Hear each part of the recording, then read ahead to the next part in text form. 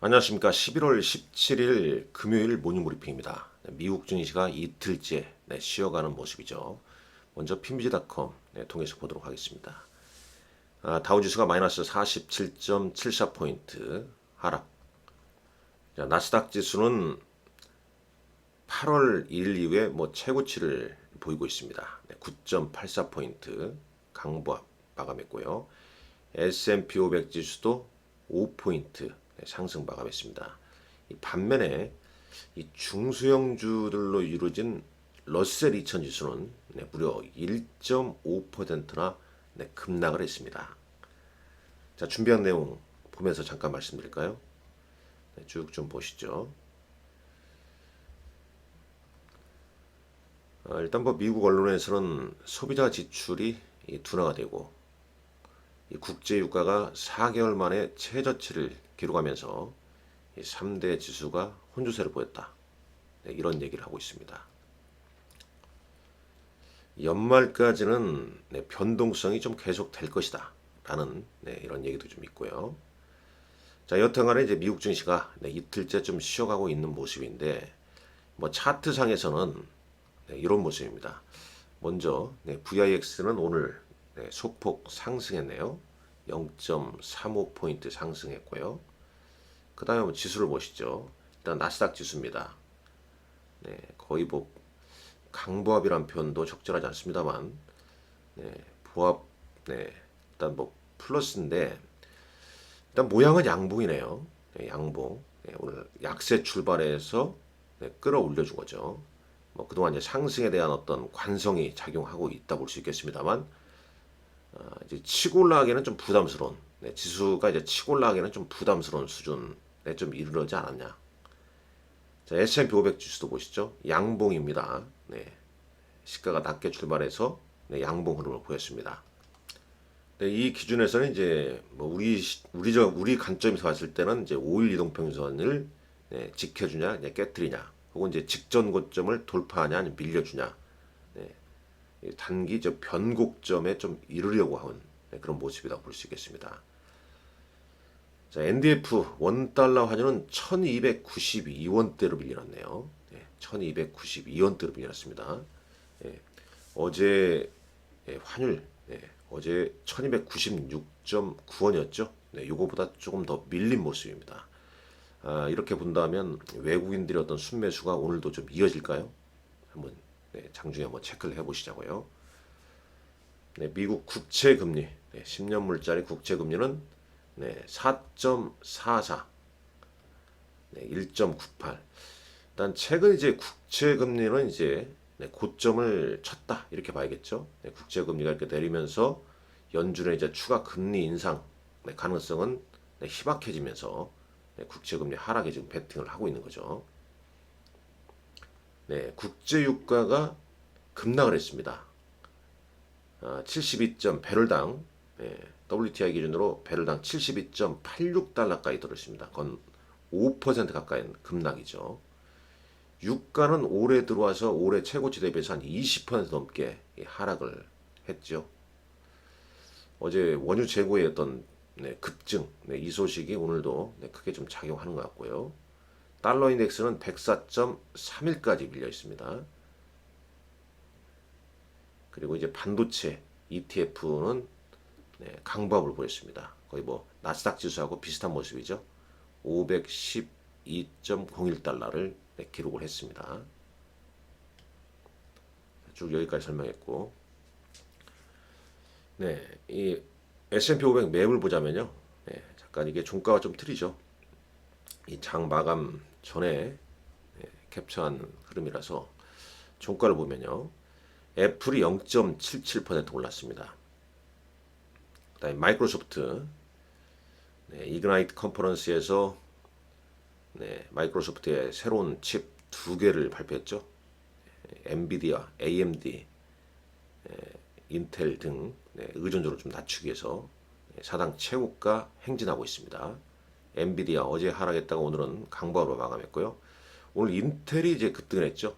6%나 넘게 급등했는데 조금 뒤에 그 이유 보시죠. 시스코 시스템이 급락했고 테슬라가 4% 넘게 하락을 했습니다. 그다음에 어제 타깃은 크게 급등했는데 오늘 월마트, 이 코스트코 큰 폭의 하락을 보였네요. 그다음에 이제 국제 유가 빠지니까 에너지 관련주들 크게 밀린 모습입니다.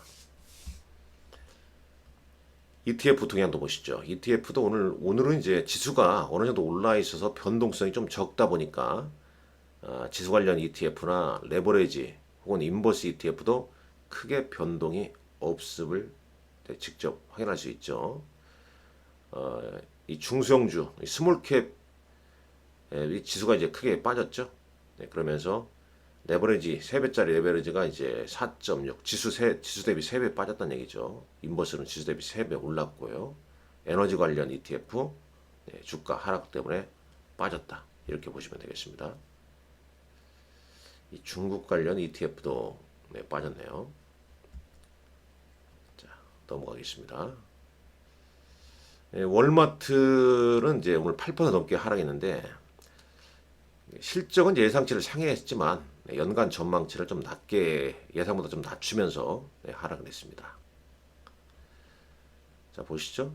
테슬라가 오늘 한 4%왜 빠졌냐?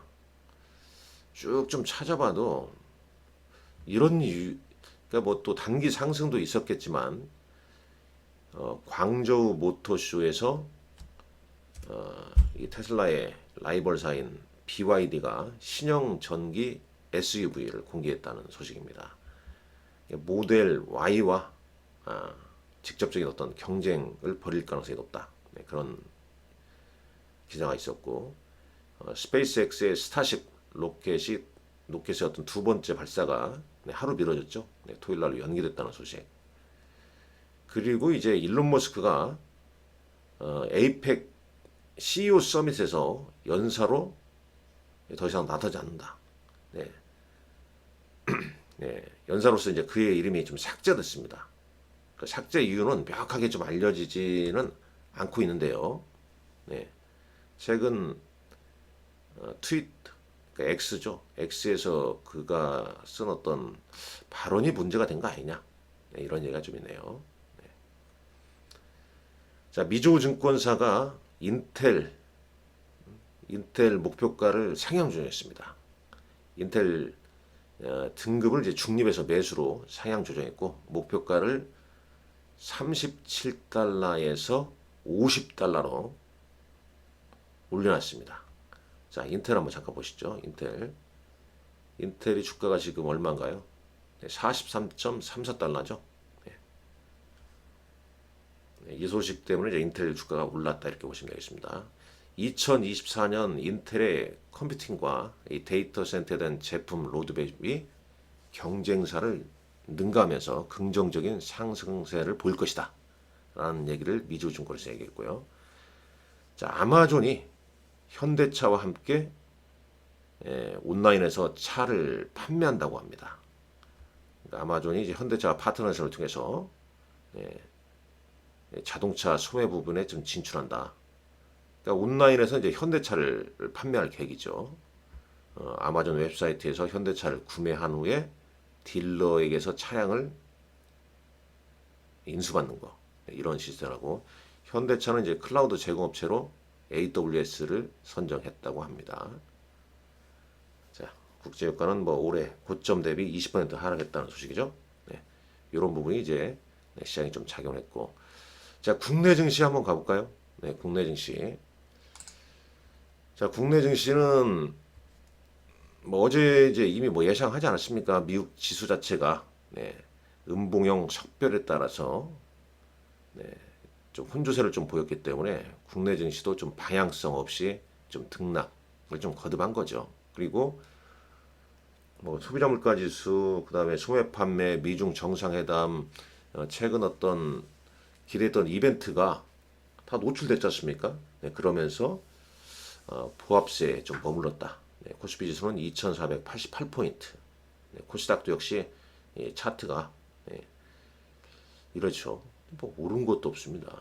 미국은 뭐 그동안 올랐으니까 이렇게 올랐으니까 뭐 쉬어갈 수 있는 거 아니냐 이렇게 생각이 드는데 참 애매합니다. 그렇죠. 네, 우리 시장은 뭐 오른 것도 없는데, 오른 것도 없는데, 미국이 이렇게 올랐지 않습니까? 근데 우리 시장은 오른 것도 없는 상태에서 이거 뭐 쉬어간다.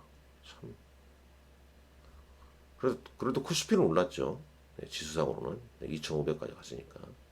근데 코스닥은 도대체 뭐냐? 이런 생각이 좀 들어요. 좀 상당히 좀 아쉽죠. 자, 수급 보시죠. 이제 외국인들과 이제 외국인과 이제 기관 순매수가 좀 이어졌죠. 뭐 개인은 이제 반등 나니까 지수 올라가니까 계속 순매도입니다. 어제 개인은 이제 2조 5천억, 2조 5천억 순매도 있고요. 코스닥에서 3,500억 순매도했습니다. 반면에 이제 외국인은 이제 9,200억, 코스닥에서 4천억, 기관은 이제 코스피에서 1조 6천억 순매수를 보였습니다. 그럼에도 불구하고 뭐 큰 폭의 상승, 수급은 일단 좋아졌습니다만, 그러면 이제 외국인들은 어떤 걸 좀 났냐? 이 반도체가 포함된 전기전자, 이 자동차, 운수장비 이런 쪽 순매수를 보였죠.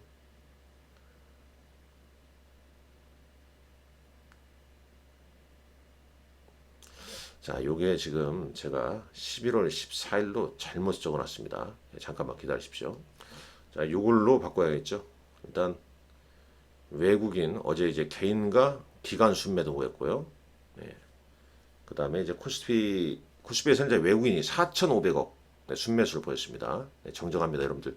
요거 14일 거예요. 잘못됐죠? 16일자를 봐야죠. 외국인만 이제 순매수를 보였고, 코스닥에서 개인만 순매수 보이고, 거의 지금 코스닥 같은 경우는 외국인과 기관 매도폭도 작습니다. 그러니까 거래 대금이 좀 줄어들고 있다는 게 좀 좋지 않은 거죠. 여하튼 간에 이렇습니다. 그래서 일단 어제 외국인은 반도체, 자동차 등을 순매수했고요. 그 다음에 기관도 반도체나 자동차 정도만 순매수를 좀 했습니다. 특히 자동차 업종이 이제 상승세가 어제 좀 두드러졌고, 그 다음 이제 로봇 관련주가 일정이 있었지 않습니까? 지능형 로봇법 시행 기대감, 로봇 뭐 자율주행 관련주가 상승을 보여주었죠. 그래서 어제 특징적으로 이제 종목은 기아가 3.68%, 현대오토에버가 6% 상승을 좀 했었고, 반면에 이제 코스닥의 이천지 에코프로비엠은 3% 하락 마감했습니다. 뚜렷한 그러니까 반도체와 자동차가 주 후반 상승을 좀 이끌었는데, 다수 이제 반도체 관련주도 상승 탄력이 좀 떨어지는 모습입니다. 시간의 흐름 볼까요? 먼저 코스피입니다. 자, 뭐 특징적인 종목 그렇게 눈에 띄지 않습니다. 웅진, 최근 웅진 뭐 상승세가 좀 이어지고 있고, 반면에 이제 하락 종목군들, 특히 밤사이에 뭐 대형주에서 하락이 좀 두드러진 종목이 있는가 그런 부분도 체크해 봅니다. 뭐 큰 폭의 하락을 있는 건 아니네요. 코스모 신소재, 카카오뱅크 소폭 좀 하락했고, 대형주에서 상승 보인 종목은 하이브, CJ 제일제당, 강보합 정도로 마감했습니다. 자, 코스닥 시장은 인트론바이오, 엠젠솔루션, 툴젠 뭐 이런 종목이 상한가를 기록을 좀 했네요. 하락 종목군들 좀 있고요. 특이점을 좀 찾아보기가 좀 그러합니다.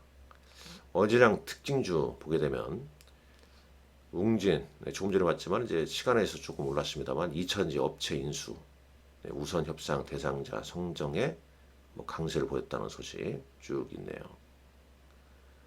그다음에 이제 미국 전기차 충전기 시장에 진출한다는 L전자 장 초반에 좀 오르기도 했었죠. 김범수 카카오 관련해서 검찰 송치됐다는 소식에 일제 좀 약세를 좀 보였다는 소식.